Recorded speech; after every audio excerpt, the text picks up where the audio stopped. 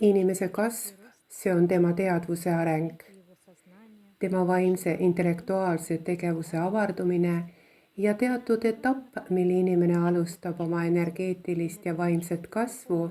See on kasv, kus inimene avab oma olemust. Kuid ego ei maga ja väga sageli on ego see, kes loob ja teeb oma mittevajalikke korrektiive, kus tekib selline sisemine uhkus ja eneseupitus. Kuidas seda võib näha?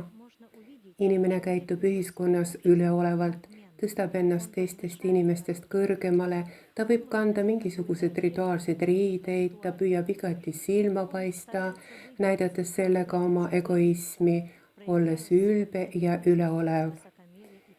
See ei ole vaimne areng, see on sügavaim vaimne langus, kus inimene langeb sügavasse kuristikku.